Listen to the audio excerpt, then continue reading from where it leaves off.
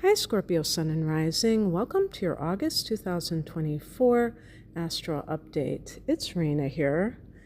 So, in the month of August, we have the Sun in a fixed sign like yours, namely Leo. And this is going to really concentrate the energy and the power on your 10th house of career. So this could actually be a very good time for you. And I want to say something about this because there's going to be a Mercury retrograde that goes back into this area. And there's also going to be a Mars retrograde at the end of this year that is in your 10th house of career. Of course, this is a general reading, and the Mars retrograde at the end of the year is going to be at an earlier degree of Leo. So whether or not it officially falls there is, depends on the chart. You'll have to check that out. But in general, this can be a very good time for advancing your objectives, because we're going to have a new moon here. I'll get to that in a minute, but I just wanted to kind of set the stage here because the Sun is in your 10th house as August begins. You have Venus here, and I'm trying to think, Venus. And if you're listening in July, this is just getting started, and the Sun hasn't even gotten there until the 22nd of July that the Sun goes into Leo. I'm recording it earlier than that, so I have to check my ephemeris to make sure. But yeah, so this is something that you can look forward to energize that 10th house. And another thing that's, speaking of energy, is that Mars goes into Gemini for the first time in a year and 5 months on July 20th. And that is in your 8th house, the house that you rule in astrology. And that continues throughout the month of August. So there could be some kind of conflict or, fighting for money that is shared by you and other people.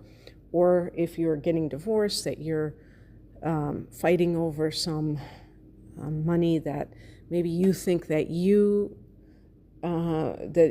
should have ownership of and not give to another person.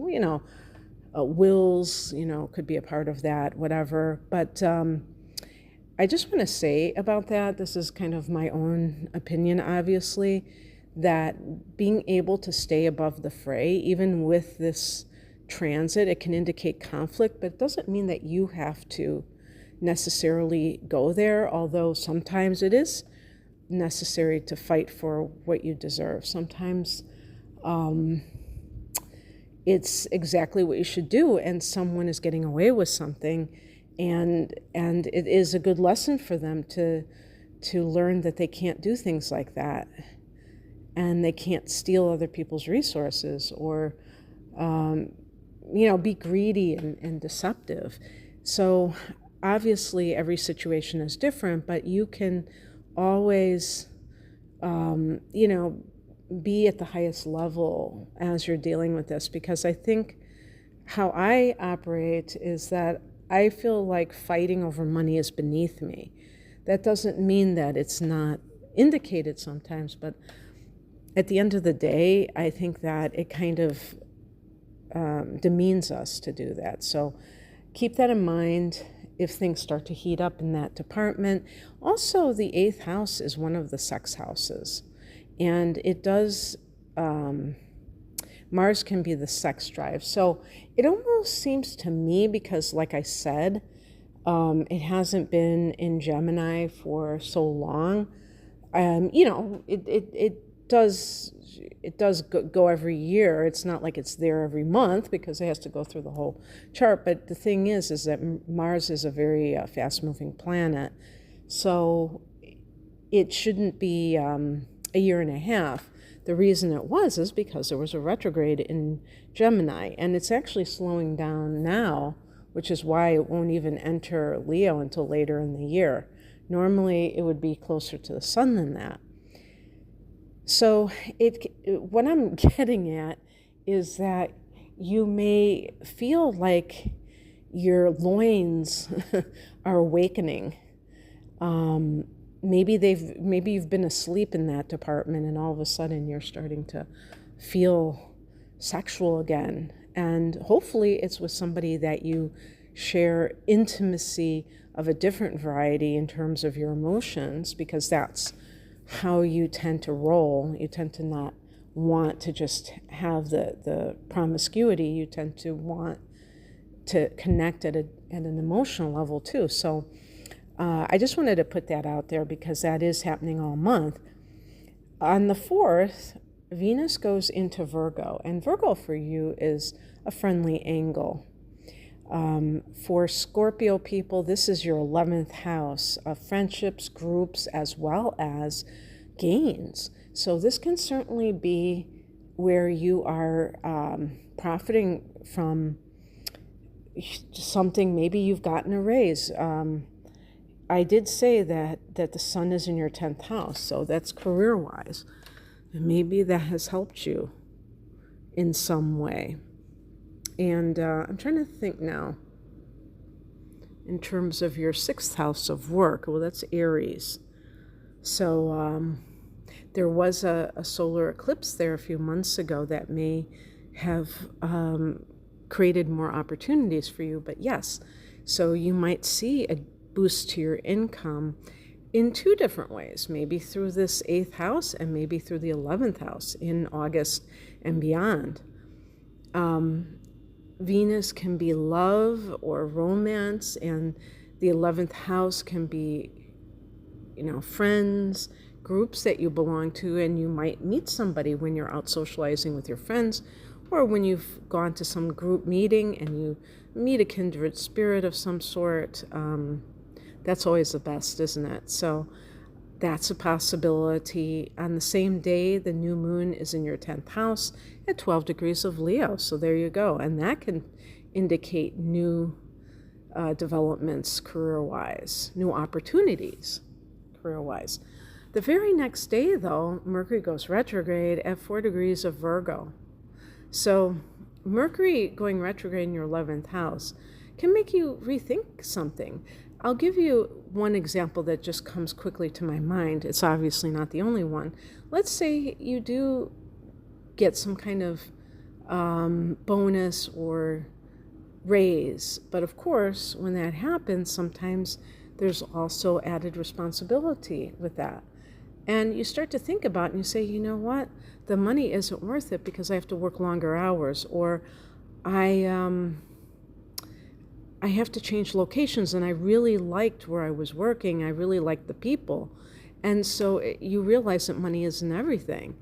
Sometimes it can be the career itself, because on the 14th, Mercury's going back into Leo in that 10th house of career.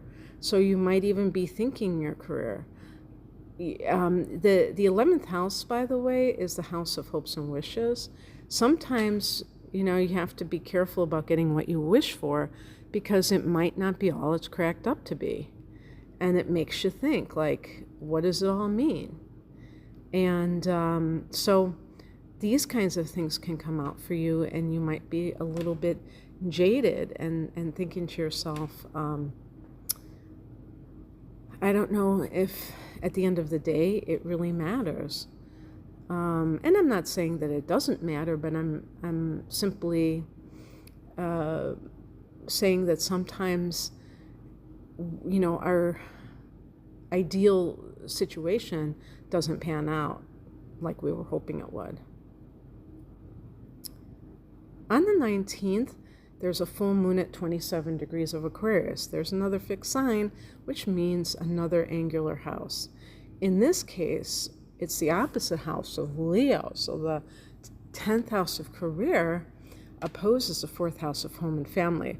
Well, this is an area that you're more attuned to because it is a water house. In astrology, Cancer rules this house. So emotions can run quite deeply. Even though this full moon is in Aquarius and it is, going to tend to be quite dry, or Aquarius tends to be quite dry, analytical, abstractly intellectual. You may feel it very deeply, and it's a late degree of Aquarius, so I feel like it can be release of childhood wounds, because the fourth house can be your childhood, and you can finally get a grip on certain things that have held you back, that are connected to your past, and maybe you get a spiritual download that helps with this. This can be a time of maybe letting go of where you live. It doesn't mean that you're going to move right now, but you make that energetic space by letting go of needing to be somewhere to bring your dream into fruition. On the 22nd of the month, the sun goes into Virgo, so the sun is in the 11th house. So I always think of Scorpios as lone wolves, even though you probably do enjoy an intimate circle of friends and family. So this may see you socializing more than usual, whether it's for a job, and that might be one of the reasons why you're rethinking something, because if you have to be around people all the time, it might be quite draining for somebody like you. But there are Scorpio people who may have inner planets in like fire energy or air energy, or even an ascendant like that, and they can fake it to some degree. They have that part of themselves that does enjoy parties and just mingling with others. On the 28th, Mercury turns direct at 21 degrees of Leo in that 10th house of career. So maybe you come to a decision. Now, it's going to take Mercury several weeks to come out of its shadow and to be without necessarily influencing things like a Mercury retrograde would. But it is moving forward, so you can feel that sense of being able to progress rather than reviewing something. So if that sense of moving forward can be more apparent at this time, and maybe coming to a decision of some sort. And then on the 29th, the next day, Venus goes into Libra. Well, this is your 12th house, so this is another water house. This is Pisces domain in astrology. You happen to have it in Libra, which, by the way, is an area that has been triggered for you in the past almost year and will continue to be triggered for another, almost, 6 months, or actually I should say only a few months, because I think that's going to be the last particular eclipse in Libra. And another thing I want to say too is that this is the beginning of eclipse season, because we have an eclipse in Pisces that is occurring in September, mid-September. So you might start feeling the effects of that in August. But Venus going into the 12th house, who knows, that might figure into that lunar eclipse, because it's happening in your 5th house of romance. But this is a very private area, so there might be something going on. I always wonder if some people that have Venus going into their 12th house have met somebody in a very kind of a social setting, like a party, or you got introduced to somebody by friends, and then you don't tell everybody that you're actually dating, because you just don't want the prying eyes with the two of you. So this could be some kind of clandestine love situation that is blossoming. For some people, this can be working on a project of an artistic nature, but behind the scenes, 12th house is behind the scenes. So anything that you're doing, anything pleasurable behind the scenes can be particularly strong at this time. All right, that's what I have for you, Scorpio. I hope that this resonated. If you would like a private reading, I'm promoting my package deals because they are discounted when you buy them. In the case of the deep dive reading, as a pair of readings together, an hour of natal chart analysis, an hour of transits for the upcoming 12 months. That's called my deep dive. And then that plus a full-length tarot reading is a package deal called the whole enchilada. And I have one other package deal. And I have other types of individual readings like love and career. You can find out more information at the link below. Thanks for listening. Bye.